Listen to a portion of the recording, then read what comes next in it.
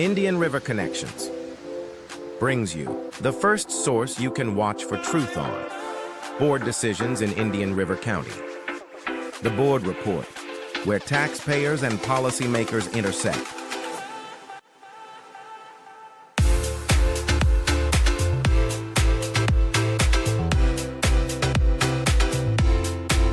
Be sure to subscribe on your favorite platform to get notified when we go live on Fridays at 7 p.m.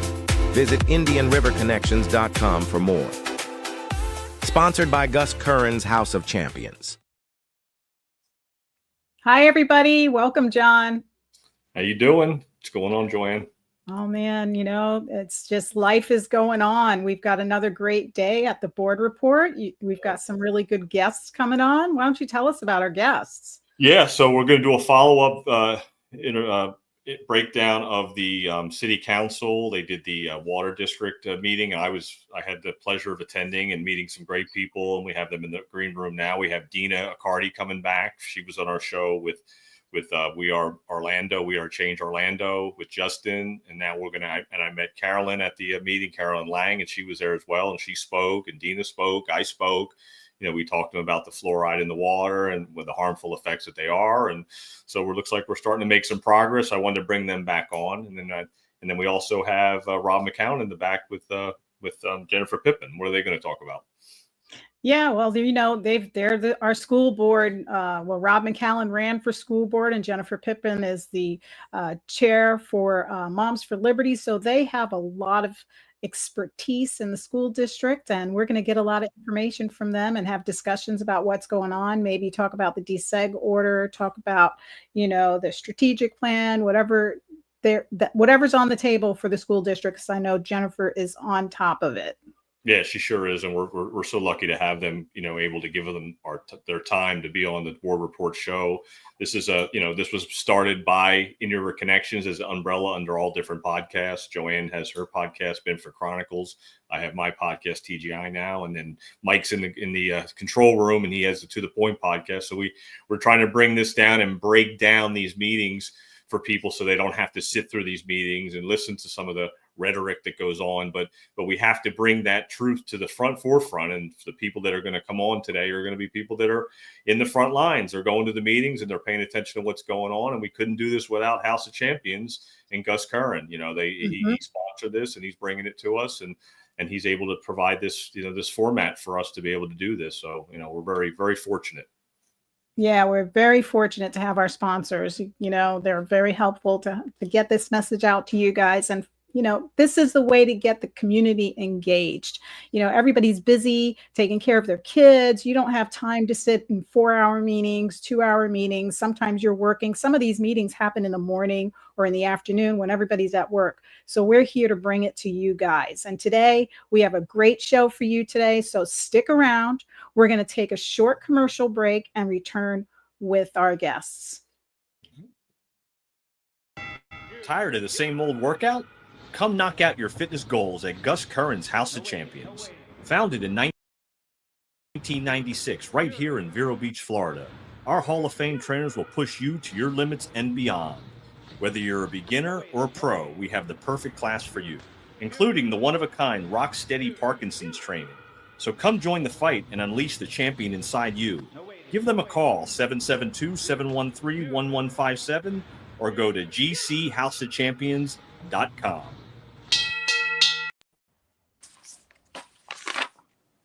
Hi, Carolyn. How are you? Very well, thank you. Hi, Deana. How are you? Joann, I'm good. How are you? Doing very good. So why don't you guys bring us up to date with all the work you've been doing in the last meeting you just attended? You want to talk, Deana, or?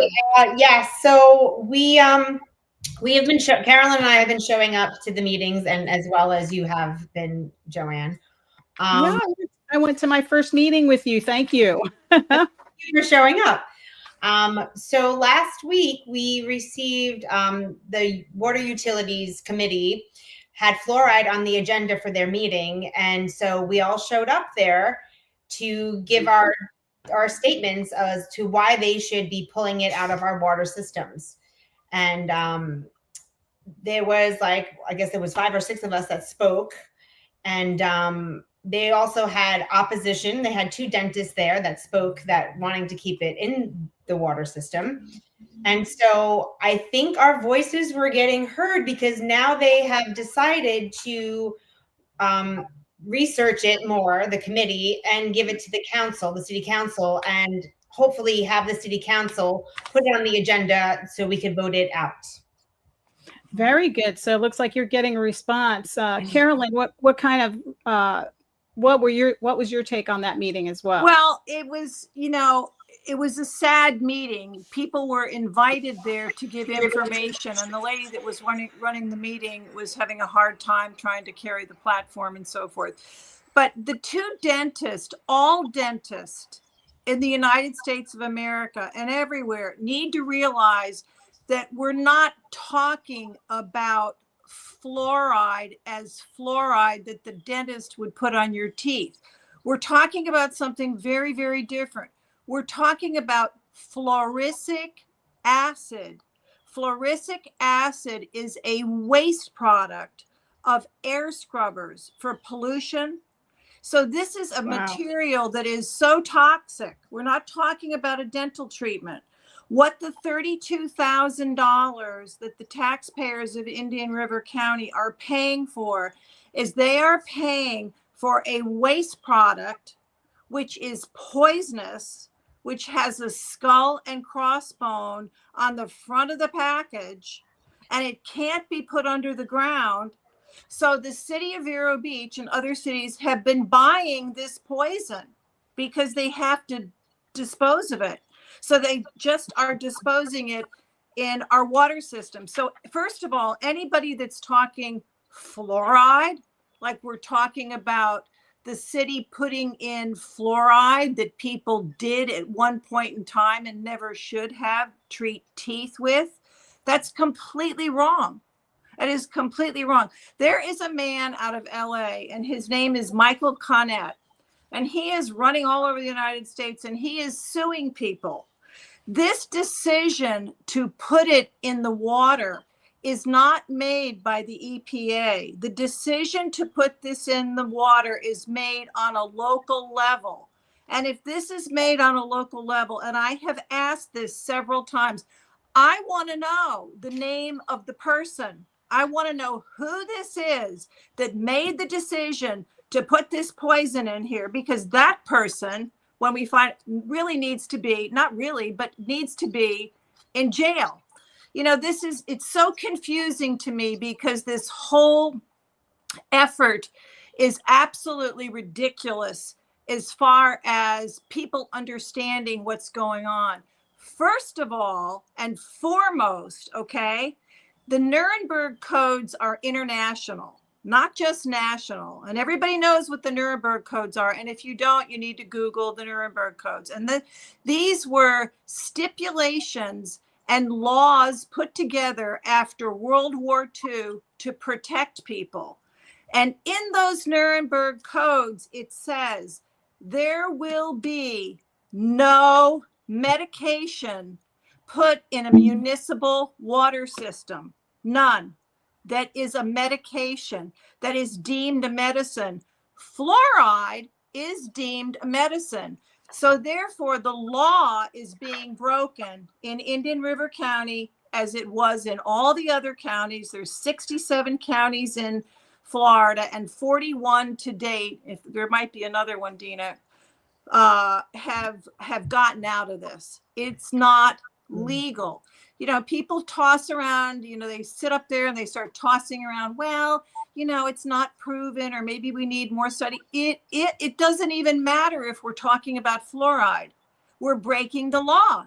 Everybody can go on and say, what is fluoride? And it will tell you that fluoride is a medicine. They're talking about the kind the dentist use on your teeth, not the acidic lacquer scrubbers, which is the fluoric acid.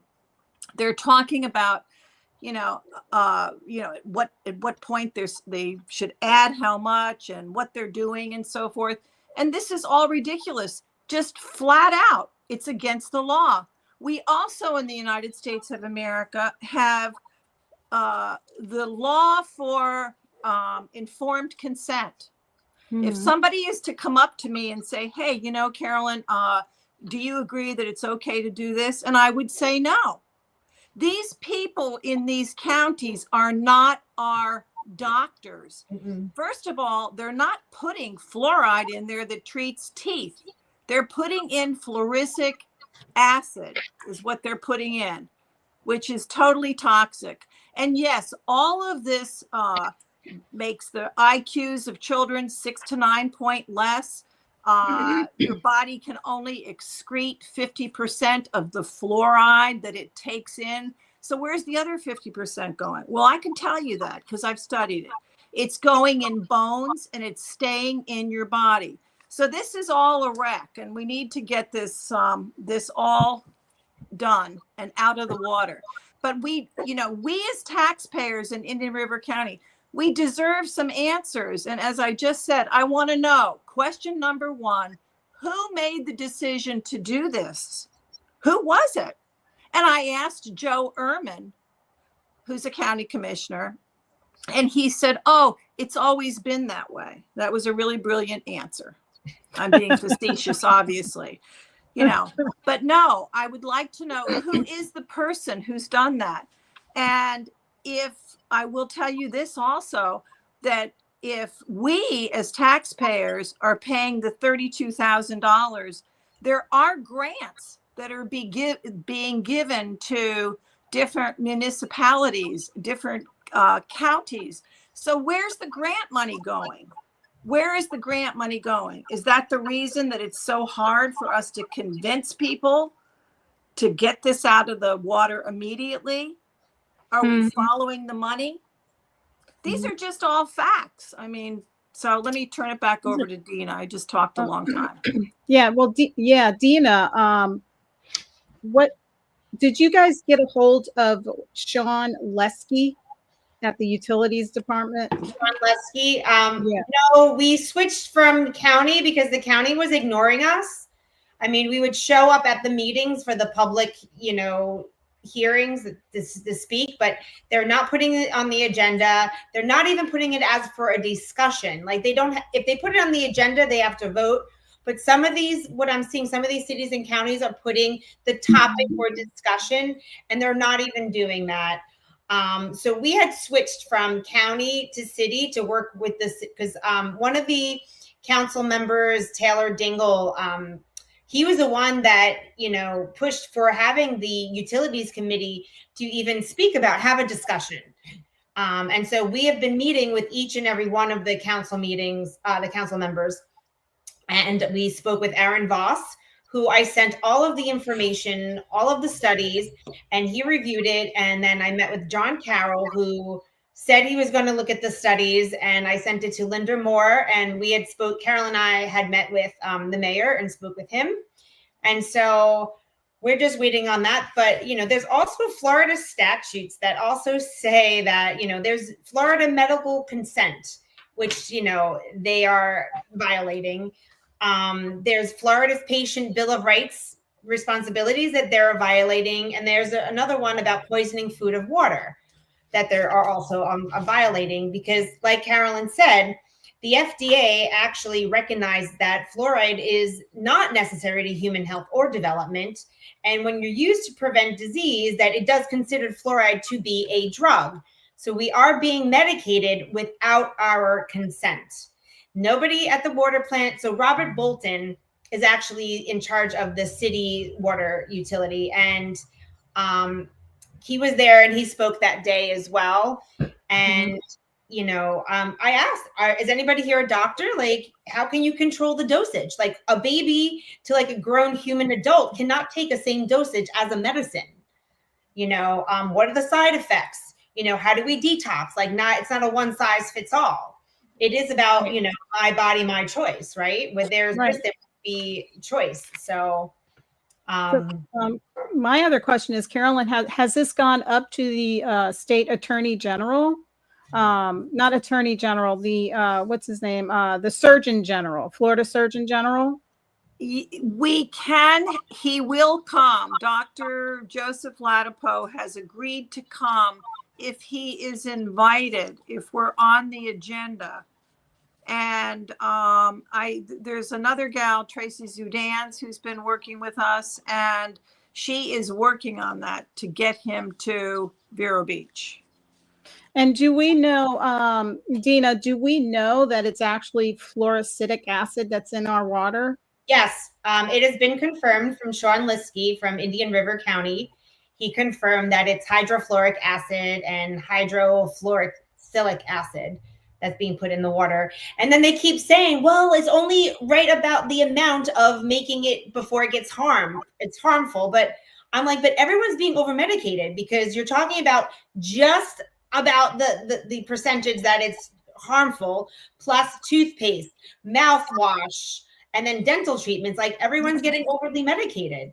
But it's overly poisoned is what it really is. They're poison. Yeah. And it's not just people, your pets. When you think about how much water your pets drink and what their weight level is, compared to us, they're much smaller than we are. So they're drinking that too, probably more often than we are, because we get our refrigerator water, Right. But still, that's kind of concerning that's in there, and it's up to our county commissioners and our city council to say, look, let's get it out. Now, we have other counties in Florida that are not putting this fluoric acid in the water, right? How many of those? Here's a map. I don't know whether this will show up on TV, and pardon me if I interrupted you, Joann, but all of these dark blue areas are areas that are dispensing between 77 and 100%.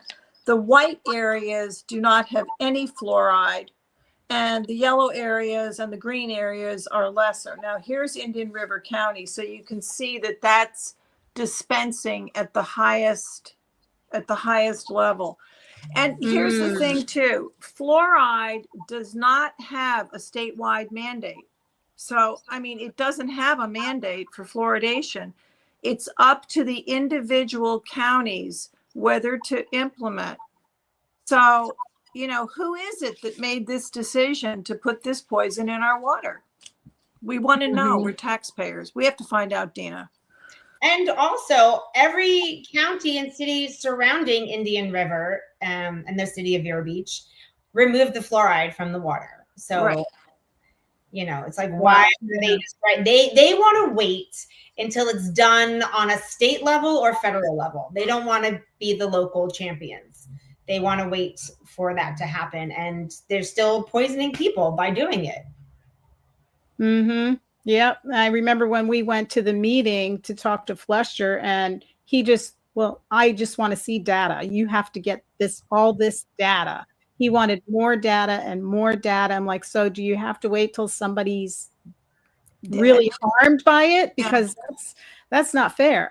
Joann, after I met with Deana was out of town, but on May the 1st, we all were there and met with Joe Ehrman.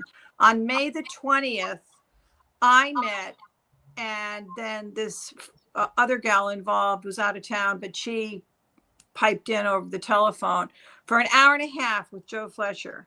And we can show you the records of everything. We're talking a very thick stack of records showing all those things, Deana, that we were talking about earlier. Links to explain all scientific evidence, everything they could possibly want to know about fluoride, and nothing was looked at. Nothing. They sent him an email with the new studies, and nothing. No, thank you. No, I'll check it out. Like, nothing. And so I think with county, we just need to show up. Like, we need to show up at these meetings. We need, the people have to speak. If they want it out, the people have to go there and say, I do not consent. I don't want medication in my water. I want you to remove it. So the next the Indian River County meeting, Board of County Commissioners, is March 25th. So if everybody can write that down in their calendars and show up for that meeting. And all they have to do, Deana, is say, I do not consent, right? I do not consent for being medicated with fluoride. I want it out, remove it from my water.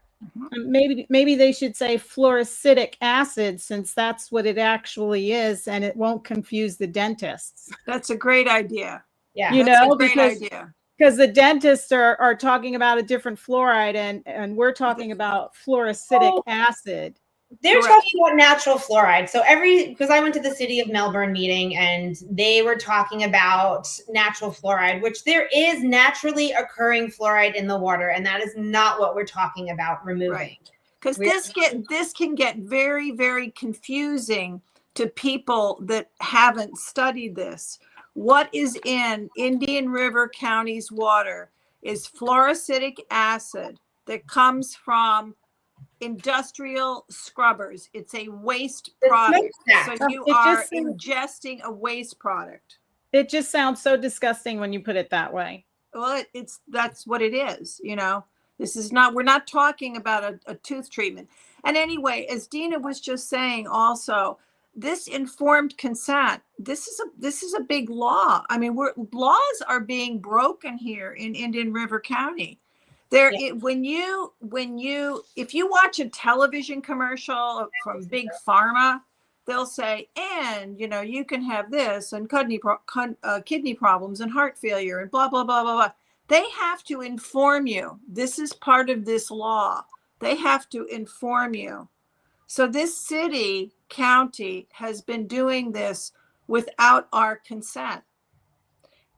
It's really, really egregiously awful. It is very concerning. In the water. Yeah. What? It is. What did you say, Deana? I said it's like putting Ozempic in the water without our consent. You know, it's right. Well, ladies, I want to thank you for joining us, Carolyn and Deana Accardi, and thank you for all the work that you are doing on fluoride and fluoroacidic acid, getting it out of our water. And to remind our viewers, the next meeting is March 25th. Right. And if you go to the meeting and you don't really have much to say, just go up to the podium and say, I do not consent to fluoroacidic acid in my water. I do not consent to this medical whatever. Don't consent to fluoroacidic acid in my water. So what we're going to do right now, folks, is we're going to take a break. And our next guests will be Jennifer Pippin, founder of Moms for Liberty, and Rob McCallum. He was our previous candidate for School Board District 3, and he is also a realtor in town. So we are going to have them on next. So please stick around. We'll be right back after this commercial break.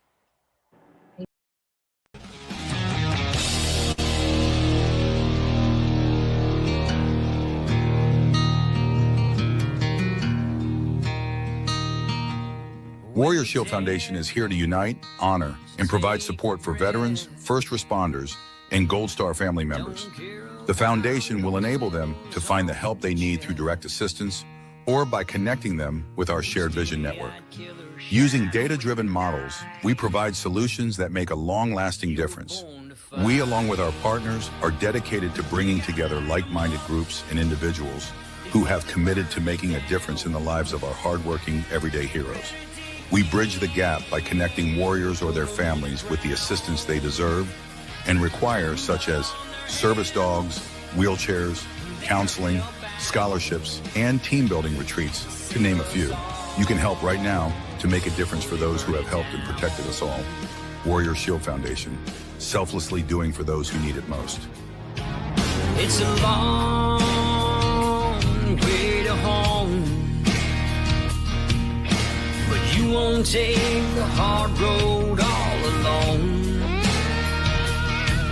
Just look to your left and look to your right. You were born to fight.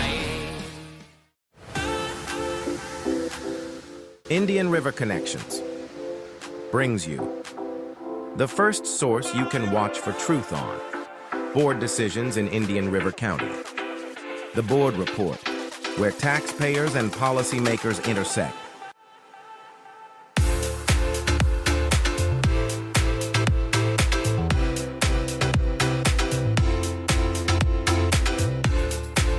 Be sure to subscribe on your favorite platform to get notified when we go live on Fridays at 7 p.m. Visit IndianRiverConnections.com for more. Welcome back, everybody, to the Board Report. Hi, Jennifer. Hi, Rob McCallum. How are you guys doing? Doing well. Jen, hold on. We have to I'm unmute muted. her. Whoop. There I am. Hi, Joann. Hi, Rob. How you doing? Good. How So- you doing? Doing good. I'm sure we have plenty to talk about. I was watching the workshop. I was watching the desegregation thing that's going on. What else do you have for us today, Jen? So yeah, so not the meeting was kind of short. So they've been short the past couple of meetings. So nothing super inflammatory. Yeah, it's good.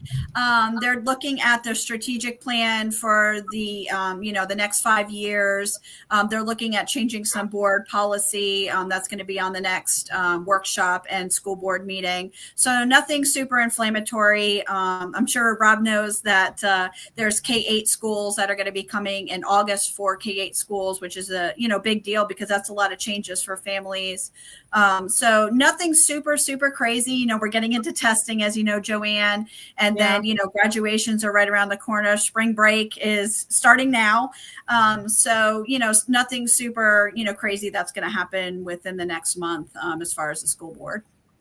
Yeah, I was listening to the school board meeting or the work group, and I thought it was pretty cool. They had some kind of step thing that they're going to bring into the school where it's kind of step learning. It's like a board where you step on, and you could have like the United States and you step on part of it, and that'll tell you if it's California or Denver. So they're trying to get innovative with education. And I want to thank you, Jennifer, because you've really got the school board tightly. Yeah.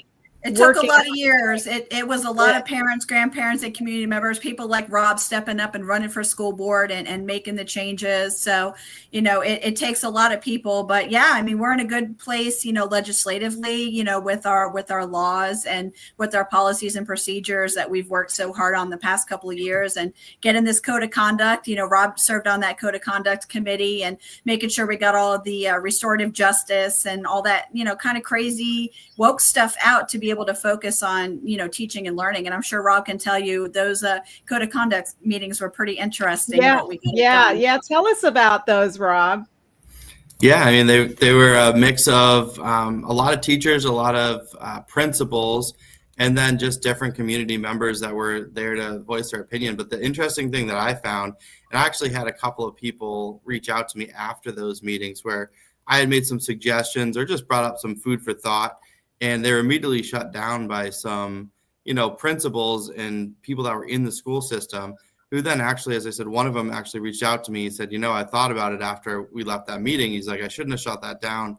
That was actually a really good idea. So I think one of the things that we see throughout the system is they have a no first mentality, and then they go back and evaluate and reconsider. And kind of look at that was. And I don't remember exactly what the topic was, to be honest with you, because that was almost 3 years ago now or 2 years ago. But it was kind of telling for me. But I think those are great things to bring the community in with the faculty and with the administration and really voice opinions from all different angles.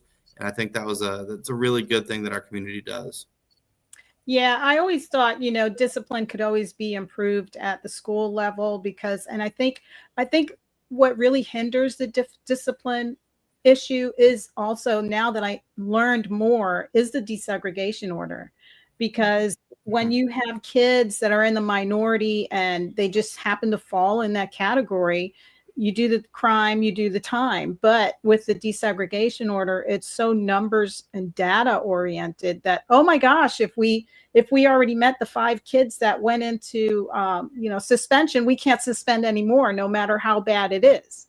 And that I always saw that as a hindrance for now that I realize where the hindrance came from, because when I actually worked there, I was working in the discipline department. I'm like, why is this kid not getting suspended? Why are we doing all these alternatives and he's just going to do it again?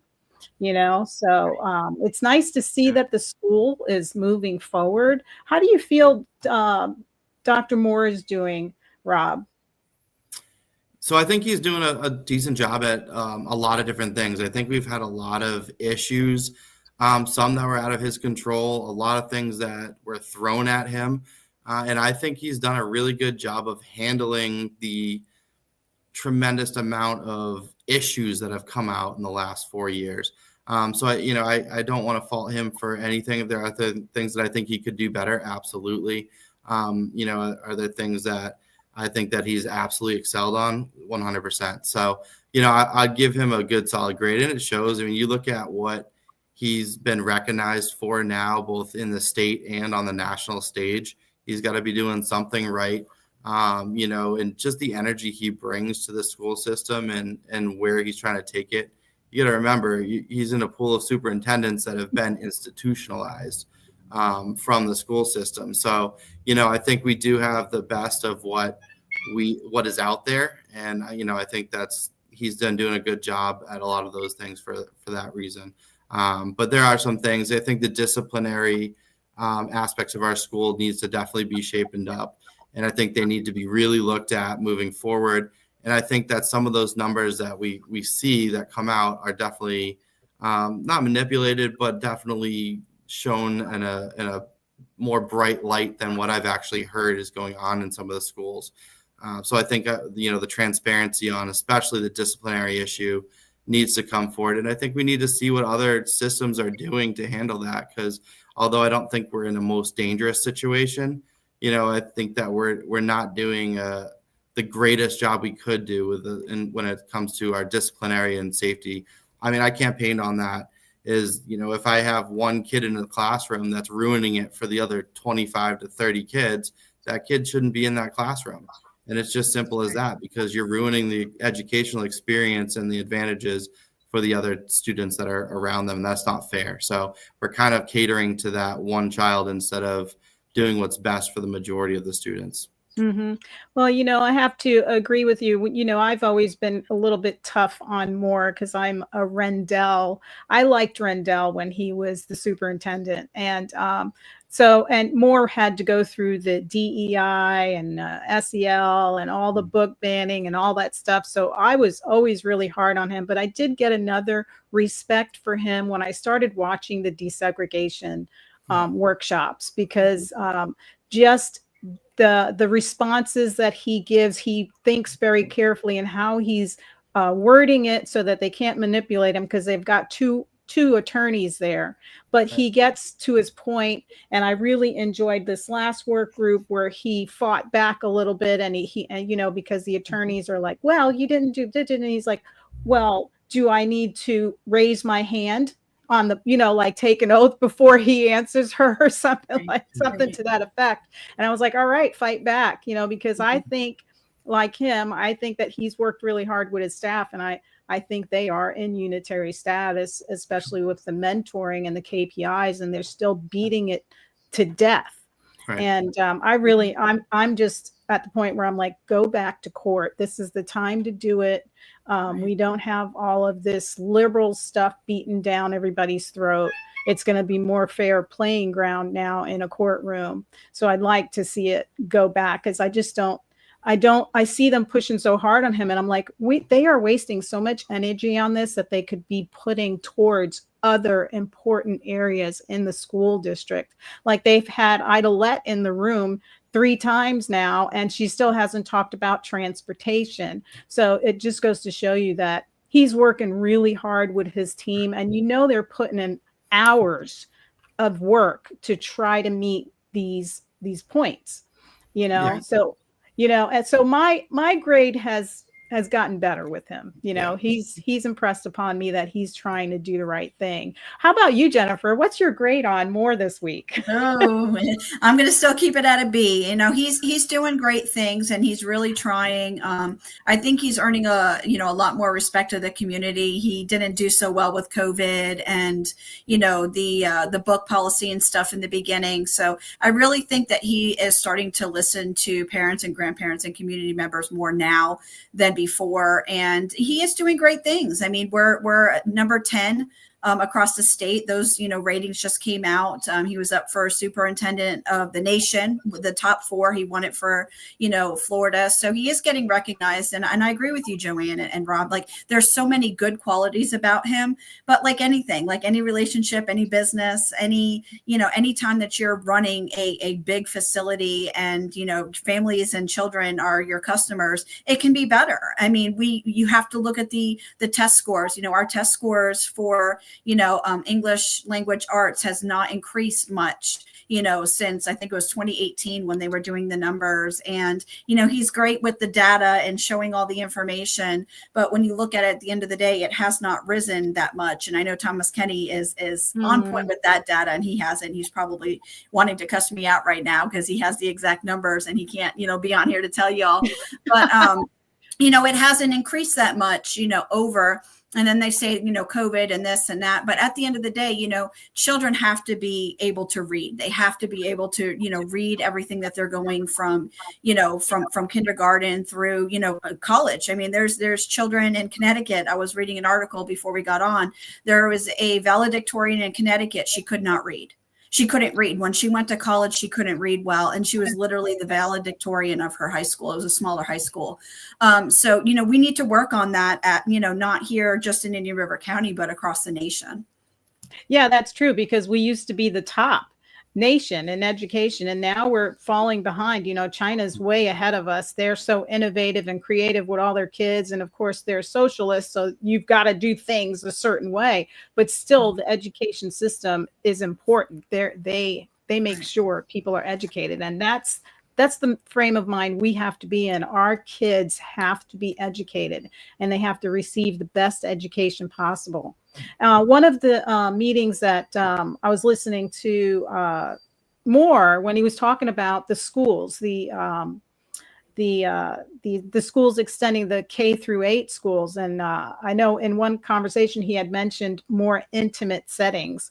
And I kind of like that idea. When I first came to Vero, that's what I was thinking, because when I first moved here, there's a property across from Oslo that the school district owns, and they were thinking about putting a high school there, and they kind of shut that down. And I was like, that would be a great idea, because high school is so big. Even though we only have 1,200, 1,500 kids in the high school, maybe, but the more intimate classrooms, because as the kids get older, they get more aggressive, and you get those kids in there. So if you have a smaller classroom, you have fewer of those kids in there, and the teacher can handle that better. At least that was my idea. So I kind of was like always thinking, intimate, it always leads somewhere. So I kind of like that. Sure. Yeah. So fun fact, I know you guys wanted to talk about the federal Department of Education closing down. So let's do a little fun thing. And I haven't reached out to either one of you on this, because I was going to ask you both and see who got closer. How much do you think the federal Department of Education costs annually? 126 billion. Okay, 126 billion. We said 126 billion. I just threw a number out there. Oh, it is I think it's in the billions. I think it's 3.2 billion. Okay, so you guys are at $68 billion annually. So so what Trump is doing is saying, listen, instead of having $68 billion going to these, the federal Department of Education, let's bring that $68 billion back to the states, back to the local, the local school, the school districts where, teachers and cafeteria workers and bus drivers can be getting those funds. We can have better, food in schools. We can have all of these better things, rather than paying these federal workers who, set the standards for the state, that set the standards for the local. Let's bring it back to the states and the local. So, 1,300 workers were laid off on Tuesday, and their last day is the 21st of this month. They had 600 voluntary resignations. So Trump has cut the Department of Education in half just this week alone. Wow, that's amazing. And, that's a great idea, because right now, most of the revenue that the school gets is locally. I was looking at that meeting, that the state money that they get is minuscule. So if we got if they send it back here, we got some federal money back to the states, if that's what that means, 68 billion, we could use that money better. We would put it to better use, towards. Well, I think one of the challenges too is that, at the state level, all states are different with what their needs are.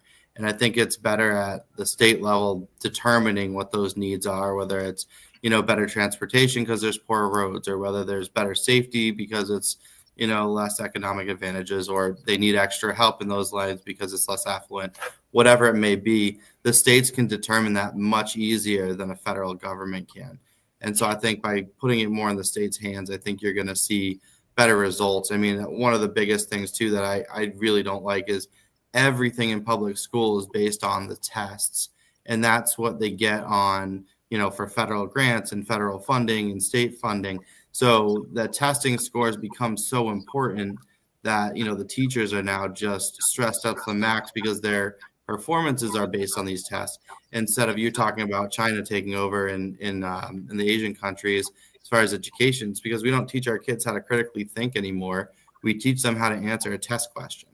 And so I think we need to really look at that. And by bringing that to the states, you're going to be able to move that really much more easily than at that federal level, because now you're not basing it just on data off that standardized test. You can localize it much better.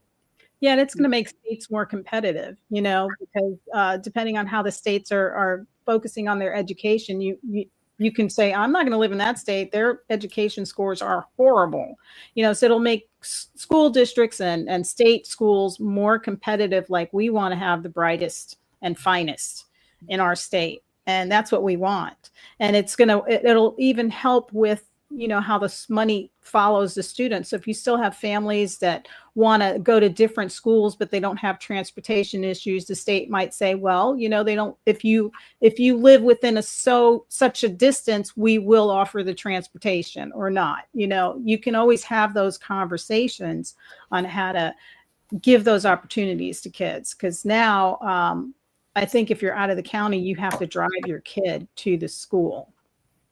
Yeah, that's right. Yeah, I think it's over like a 2-mile radius or something. Mm-hmm. That's right.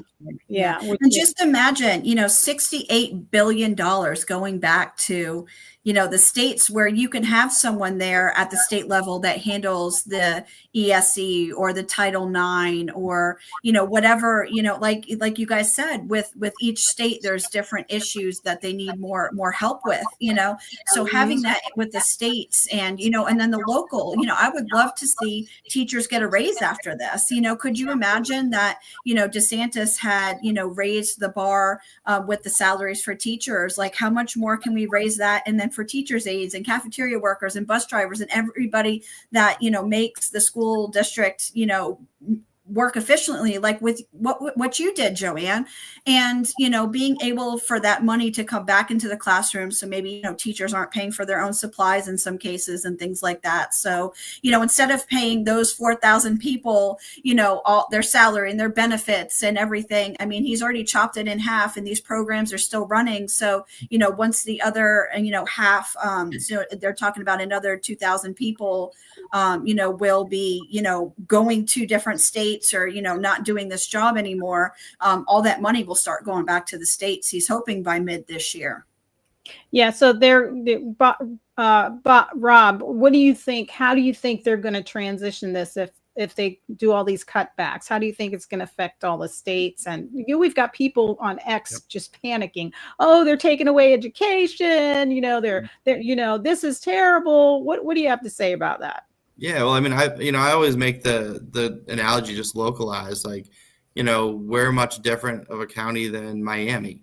So our local government knows, and our local school board knows what our county needs, working with the superintendent directly, than us just having a blanket policy saying, here's the money and you have to do X, Y, Z, and you have to keep up with all these counties. So, I think that by, localizing it into the state of Florida, and then, for us right now, I think we have a governor that can definitely handle something like that and appropriate the money correctly so that it gets to where it's most impactful.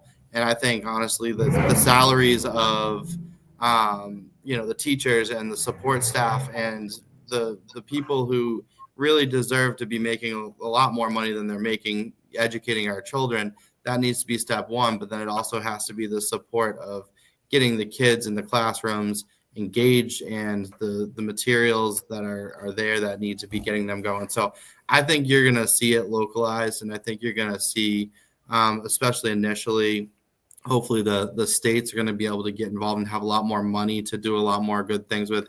I mean, we don't necessarily have an infrastructure issue, but coming down the road, we're growing as a county. As I told, I'm in real estate, we're growing really fast as a county. I mean, and you hear people all the time saying that we're outgrowing our high school. So at some point, you're going to have to look at expansion of the high school, or even rebuilding it or whatnot and adding on. So those are all items that are going to be able to be solved without having to ask the taxpayer to increase their taxes to be able to accomplish that. So I think when you're looking at that, I think you're going to see a lot of improvements and fluidity of being able to get that done more in a quick and efficient manner than what we would have to do currently. Guys, this is a really great discussion. I know our guys in the green room want to come up and have this discussion as well. So we're going to take a short, quick break and thank our sponsor, Curran House of Champions. So let's give it to them, guys.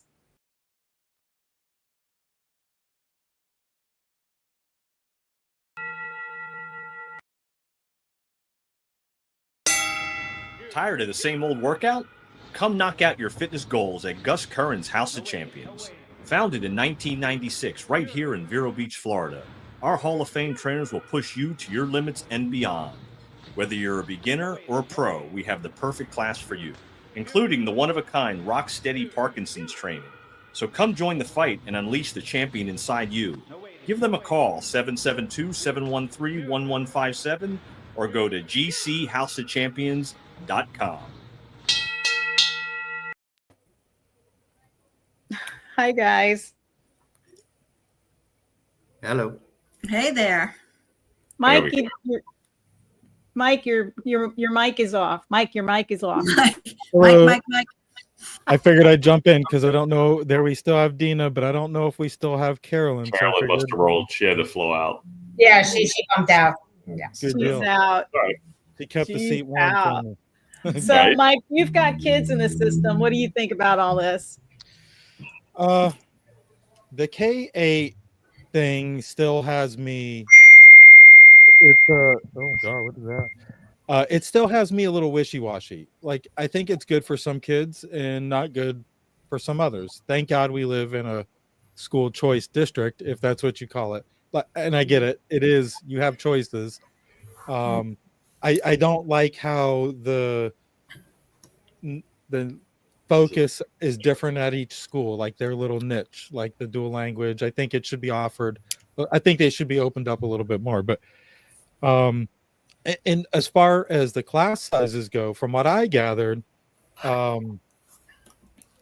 it really wasn't changing class size, but the amount of kids who decided to stay would depend on that. Fellsmere, I think, was looking at 3 classes, and I think the rest were like way low numbers, like maybe 1 class. Pelican, I think, had the lowest number.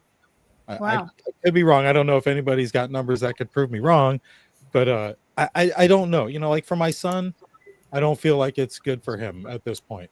For my daughter, when she goes into 6th grade, being a product of that dual language program, it's going to be really good for her, I think, to continue that in Fellsmere. As a parent, it's very comfortable. Oh, well, that's good. That's important. Well, I mean, I've learned to communicate with Mr. E and all the teachers, and they know us, we know them, and it's just like, it's a big transition for parents too. Jen, Rob, I mean, John, you guys all know. I mean, I don't know about Deana, but we all have children, and none of mine have gone from elementary to middle school to high school. Right. But I know it's a transition for us too as parents. So yeah, it is. I just hope parents are making those decisions for the best interest of their child, not for what the child wants to do or for what they are comfortable doing. It's a wishy-washy area for me. I do think there should be more schools. Why not? You don't need giant campuses. As long as you can offer the transportation and access to all the programs district-wide, which they pretty much do, I'm all for it. But I think, it's kind of hard. I would probably give more a B myself also. And a lot of it had to do with, like you were saying, Joann, the desegregation order and his comments in the Vero News article regarding the immigration. You know, I mean, his stance was pretty much, I mean, he's got a district to protect, one, but it was just like, it's not a thing. We don't ask. It's not in our documentation to ask. It's not common practice, and it's just not a thing. ICE isn't raiding any of our schools, you know, and if they needed anybody on campus, child or not, they have to go through the same process as if it was anybody else with warrants. So Yeah. I kind of give him some credit for that. So he's teetering though. I mean, I don't believe in lizard people, but you know, you can see a forked tongue from a mile away. And I'm still like, I'm on the fence with more. I do appreciate what he's done with the district though. Yeah, but you know, Mike, what you're feeling is so normal. When I worked on the school district, and parents, when they're leaving elementary school, it's one of the craziest transitions, because when you're a parent at elementary, a lot of those parents volunteer, you know, your kids' friends, there's, you know, you're always involved, you check their homework, but the minute they go into middle school, it's like a whole new animal. It's like, what? I don't check your homework? No, what's going on? The kids just, it's a different level of maturity that the kids are now going through, and they're supposed to be a little more independent, so you don't have like parents in the lunchroom all the time volunteering. You only have certain parents, and those are the ones that are in the PTO that come in. The rest of the parents are, you just see them at the sports events, like you go to your, you know, your sports events, the dance, the violin, whatever it is. So what you're feeling is so normal, and that K through 8 is going to get rid of that parent transition anxiety, because they're going to be on the same campus all those years, you know. And I don't know how the other 3 schools and principals have decided to do it. I'm pretty confident in Mr. E and Fellsmere with their plan, and they were completely transparent in both languages to the whole process, from the first time the question was even posed all through the decision process. He went through it all in one night, a long night, but it was he was very transparent. And Mr. E, I give him credit. I have confidence that he'll do good with that 6 through 8. Obviously the first year it's only going to be 6th grade, but and hopefully as it does go on, I hope for the school's benefit that more kids will be involved in it, and it will grow for the kids' sake that are in it. I think that's the only way it will grow. But Rob, you've got young kids. What's your take on that? Yeah, so my kids are also in a school that is going K-8, so they go to Osceola Magnet, and that's one of the ones that are deemed to a K-8 school. You know, I'm actually excited for it, because I do think that, you know, we all, ever since I was in school, middle school is always known as the zoo and the nightmare experience, right? So, you know, I think it's a good thing that we're trying that out. I think the choice is always going to be a great thing to have. You know, where I'm concerned is that there's a reason why it's the zoo going 6th to 8th grade. And that's because they've got a lot more hormones, and they've got a lot more things going on that they're dealing with internally. And what I'm concerned about, and what I've talked to some other people who have been in systems, like, you know, randomly I went to Tampa Bay Lightning game a couple weeks ago with my family and whatnot, and the Uber driver was a middle school teacher who went through a K through 8 thing. And the thing that they have is they have the problem with the disciplinary problems that they deal with a middle school type situation, and then filtering into the elementary school. So, you know, I haven't heard where we're looking at planning on that, whether it's kind of a split campus, you know, on there where they're kind of separating for the most part, or if it's going to be completely engaged and integrated. So, you know, where there's problems with the middle school, like say, like there's a bathroom issue, and he's incited that there's a kid that brought weed to campus. And, you know, they then started guarding the middle school bathroom. So then they just went to the elementary school bathroom instead. So those are the type of things that I would love to see worked out with the plan. Now, granted, that was a school in Tampa. We're in Indian River County, different problems, different issues. But those are some things that I would love to hear what they have, because we are at a day and age where kids are getting more mature and getting into things a lot younger. And I would hate to see that trickle down into our elementary students and access. So I'd love to hear the plan in action on how to separate those campuses, especially in some schools that might have a little bit more trouble than others.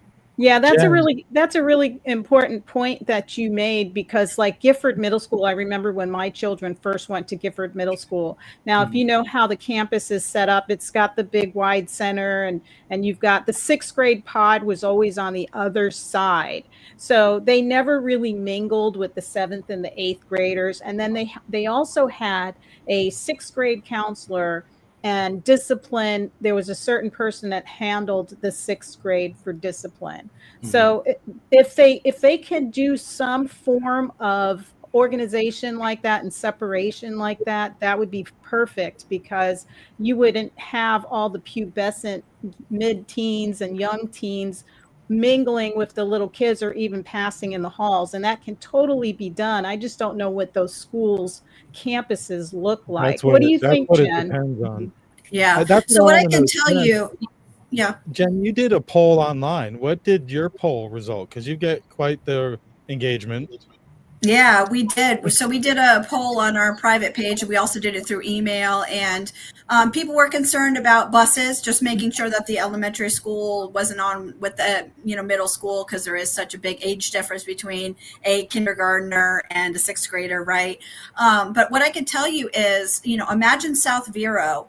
Been in a school for forever. It's K-8. There's a 300-person wait list for the school. They have a separate, elementary to middle school, and it works great for them. The previous principal, the principal now, absolutely amazing. They separate everything. There's the Manatee Loop and the Sunshine Loop. So I hope that when they do, this transition, they are looking at schools locally, like Imagine South Vero, and, maybe implementing some of those things, or looking at, what's worked for them, or maybe meet with them, because they are local, they're in our backyard. But it is, I've talked to a lot of teachers even at the last code of conduct meeting, and they were concerned about how it was going to happen. But just like everything, you kind of got to take the training wheels off and do it and work out it as it needs to happen. And if parents aren't happy with the school that their kids at, or aren't happy with the programs there, they have school choice, so they can move them. So, they may think that this is what's going to work for their child or their family, and then they change, but through our polls, that was the biggest thing, was the buses and just keeping them separated because of the age differences. But I think they're going to have that worked out with just having 6 this coming year, and then 7th the next year, and then 8th. It's going to be quite a few years before you have that K-8 in the same space. Right. Yeah, and I could see what you're saying, Jen, because it was the bus ride from Gifford home, my daughter's first week in school. It was the 2nd week in school, where she came home and said, "Mom, what is blah, blah, blah, blah, blah?" And I said, "Where did you hear that?" "On the bus." I have a question for Deana. Oh, go ahead. Yeah. I have a question for Deana. We hear all this talk about going to these city council meetings, going to these utility meetings, county commissioner meetings, getting a hold of this person and that person. But what about the companies supplying this? Do they have protesters at their gate? Are they going after these companies like they're going after Teslas? I mean, the companies where they're getting the hydrofluoric acid, is that what you're asking? Yeah. Yep. Yeah. Well, the ones who are selling it to our it's from Canada. It's in Canada. Yeah, that makes sense. So is this part of some trade agreement? Like, why? Like, that's what I'm trying to figure out. It's like, follow the money. Where is the money? You're right. That might be exactly what it is. It's coming from the state of Canada. Yeah, like some of these companies are coming. Yeah, the one that's for Indian River is a Canadian company. Yeah, makes sense. For sure. It's crazy. It's I'm not crazy sure to me because I didn't dive into that yet. I do want to have make a field trip to see Rob Bolton, who we met at the city council. Yeah, I'll go with you. I definitely want to go there. He had called us some names. Yeah. I'll go with you for that one. Yeah, I'll be more than happy to tour the facility. I would like to go. I homeschool kids, so I would do like a homeschool tour or something. Yeah, why not? Makes sense. Yeah, I want them to know. It doing sounds it. like you guys went to the same meeting and had maybe not an easy time. Can you tell us about that? Or maybe not? I missed what you said in the beginning. You broke up. You broke up.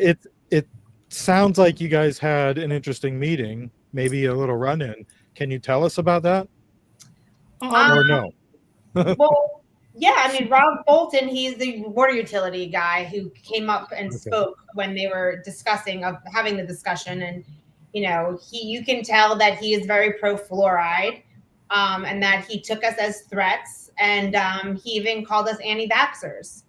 So, because, you know, we were trying to explain like a difference with the, you know, medication and like with the shot and everything. And, you know, he ends up calling us anti-vaxxers. So. Well, we basically talked about informed consent, like Carolyn said, who was previous on the earlier segment. You know, she talked about it's informed consent. So when I spoke, I kind of said, well, you know, this is the same thing as if the vaccine that we didn't know what was in it. There was no informed consent. So, you know, you're taking the risk of being, you know, medicated without knowing what's in it. And said that we just use it as an example, and they didn't like that. So they were, you know, they had a problem with that. So then that was where it just stemmed from there. But I mean, I don't have a problem being called that because that's not what I am. I'm for informed consent, which is not being medicated. Without my consent. So and I use the example, like if they were putting Xanax in the water and you didn't want to be on Xanax, then I'd be like, well, I don't want to be on Xanax, so I need to take it out of the water because I don't consent to that. I don't want to be medicated. So it's the same scenario. It's the same thing. So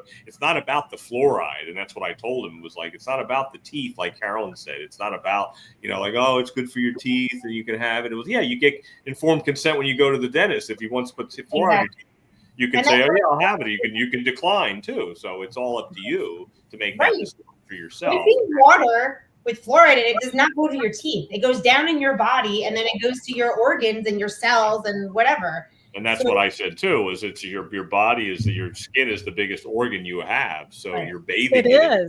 You're taking a shower in it. You're bathing in it. It's all the same. So you're absorbing it no matter what. So so if you're taking a shower, you're being not informed of consent that you're showering in something that might be multiplies. Hydrofluoric acid, exactly. So that's all it is. So it's not anti-vax. It's not about that. It's not about being called anti-fluoride either. Well, it's not about any of that. It's not anti anything. It's informed consent again. So that's where we have to stick to that with any of it. Even when it was when I met Jennifer at the meeting, the school board meeting, and we talked about not masking the children. Again, that was consent. Like, I don't want my kid to have to wear a mask. So is there a problem with that? It shouldn't be a problem. It should be like, okay, it's a choice. That's it. So that's why, so. I think you guys should call it more fluoric acid so that people aren't so familiar with fluoride. It's scary when you think fluoric acid. You hear that the last word is what you remember, acid.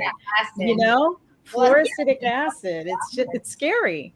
It's a lot of things. It's a lot. You just have to be informed of what you're putting in your body, no matter what it is. I mean, in the medical they're not informing anybody, and they're medicating us. It's medicine. Exactly. It's the medicine that they're medicating us without informed consent. So that's it. So I think we're doing a great job, working. I'm glad I was able to go to the meeting, and Deana's great, and thanks Carolyn for coming on as well, and thanks Rob for being on with us as well, and also supporting Indian River Connections too, Rob. We appreciate that, along with the House of Champions and Gus Curran supporting our show and sponsoring the show and supporting our online and our digital and our print media that we're doing for Indian River Connections, and Jennifer as well. Thank you for being on and being part of this. We're going to expand more. We're going to have more. We're starting another podcast called the people in Connecting People in Places podcast. So it's going to be another umbrella of what we're doing. And so it's going to be part of like business owners like you, Rob, that would come on and talk about, your realty company and how you got started and your background and who you have working for you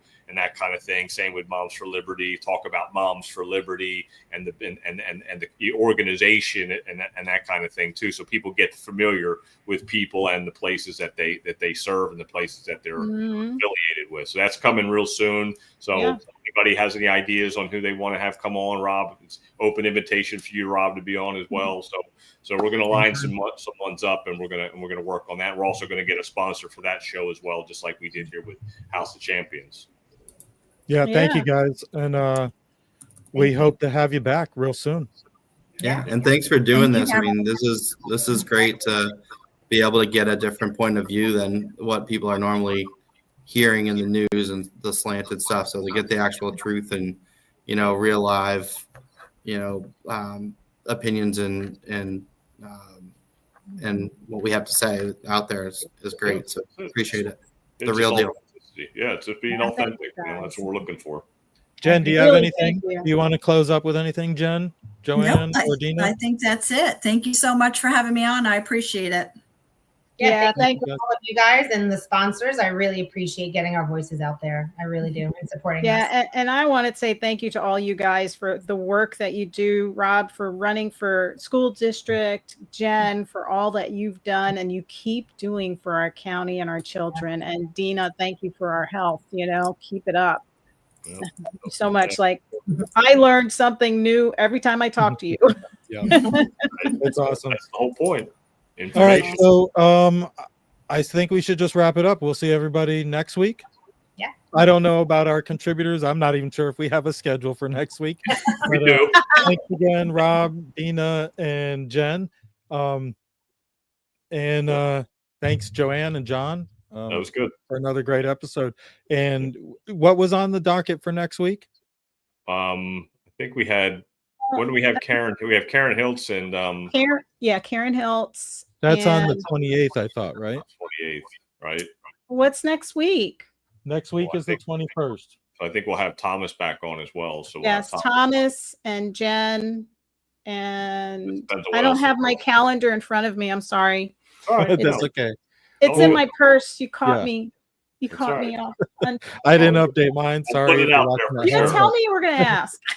I know, right? I figured we'd wrap it up and throw it out there. But anyways, thanks for following along. Make sure you like and subscribe, share it with your friends. We have a Facebook group page also. If you're not a part of that, join. You can promote your business. You can promote your yard sale, whatever you want, as long as it's not bad stuff. And you can invite your friends. It's kind of, a little easier going than some of the other community pages. But make sure you follow our Facebook business page and our group and check out all our podcasts. Anything, guys? I think that's it. We had a real good podcast with TGI Now. I said you had a real good podcast as well, Mike. And Jennifer, Joann had a great interview too. So anybody that's watching, check out our other podcasts. We bring out other authentic truths and different guests on as well. So we're not just doing these, and we have more coming. So tune in. Yep. Thanks, guys. All right, brother. See you next week. Yep.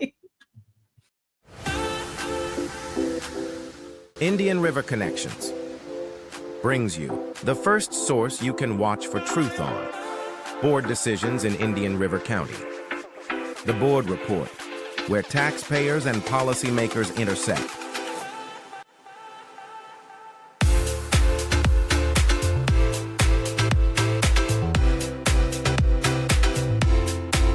Be sure to subscribe on your favorite platform to get notified when we go live on Fridays at 7 p.m.